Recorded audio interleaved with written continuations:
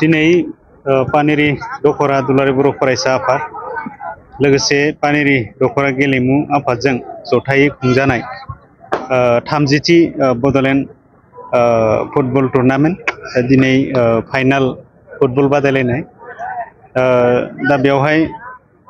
दिनैनि बे final football बादायलायनायखौ बेखेवनो थाखाय हांख्रायनाय बायदियै आं बेवहाय सफैदों आरो दिनैनि फाइनाल फुटबल बादायलायनायखौ बेखेवनानै होनाय जादों। दा बेखौनो जोङो आं साबायखर बावदों जिहेतु थांनाय गोलाव समाव बर' हारिनि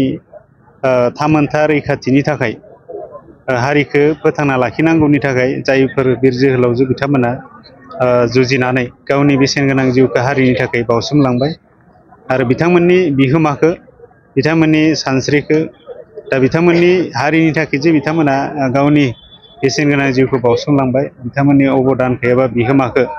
अरायसम गोथां महरै फोथांना लाखिनो थाखाय पानेरि दखरा एबसु आरो गेलेमु आफादा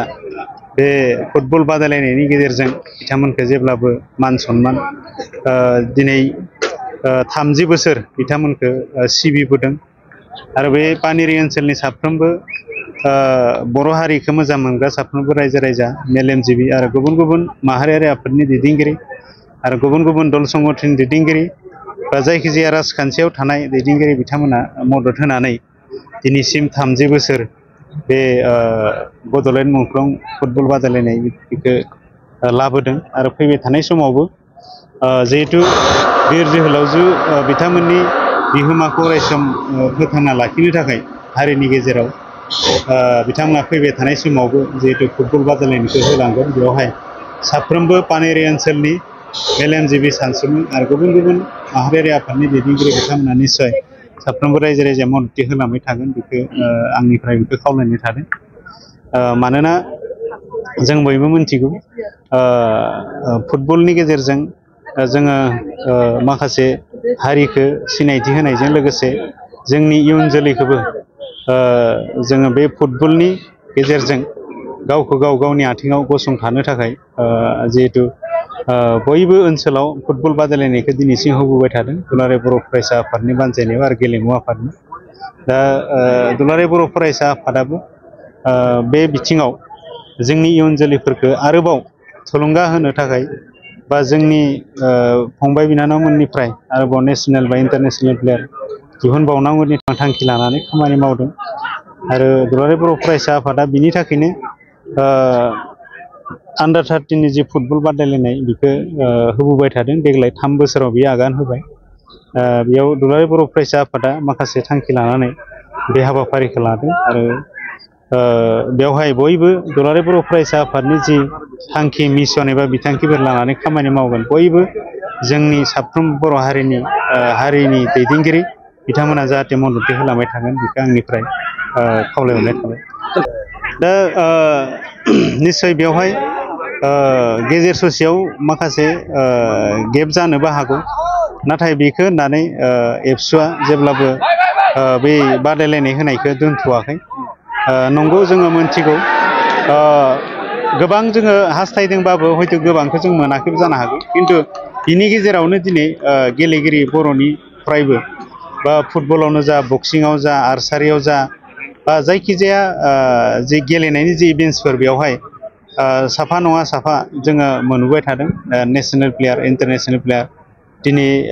फुटबलनि बाथ्रा बुङोबा जों ISL दिनै गेलेगिरि नेसनेल बिथाङा प्लेयारबोमोन हलिचरन नार्जारि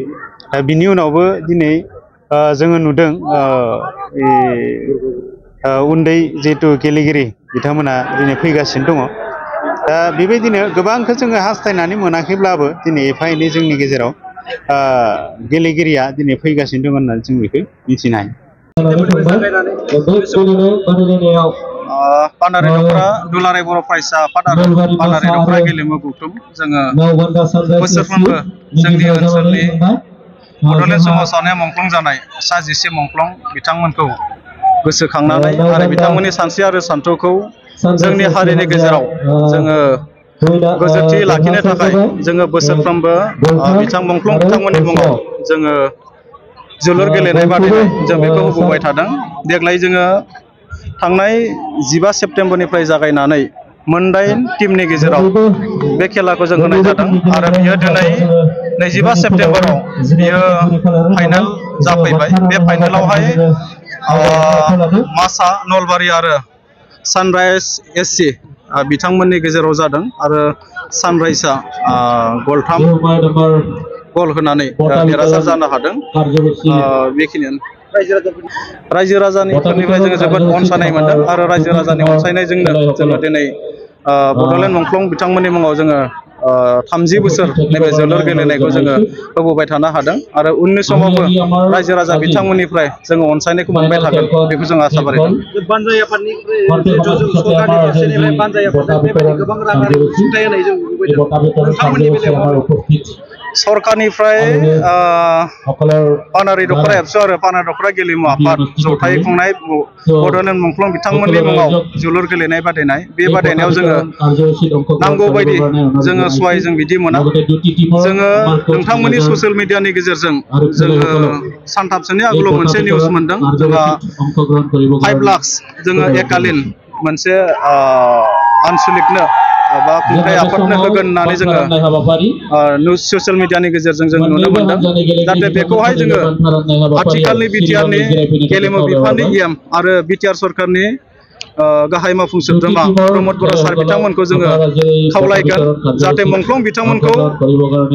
बबेबा आनसलिकनिखौ गोजौआव दोननानै बबेबा आनसलिकनिखौ गाहायाव दोननाय बेफोरखौ जों मोजां मोनाखै। जाहाथे गासैबो मुंख्लंखौ समान नोजोर होनानै समान रोखोमै मोनफ्रोमबो मुंख्लंनि मुङाव होनाय जोलुर गेलेनाय बेखौ जाहाथे समान मर्यादा होयो सरकारनिफ्राय जों बेखौ सरकारनि सेराव आर'ज गाबदों आरो जोङो आसा फारिदों जाहाथे फैबाय थानाय समाव जाहाथे सरकारनिफ्राय मोननाय जा एकालिन रां 5 लाख करि बिथांमोना होयो बेखौ जाहाथे पानारि रिजनेल स्पर्ट्स एस'सियेसननोबो होगोन बेखौ जोङो पानारि दख'रा एबसुनिफ्राय जोङो आसा फारिनाय थाबाय।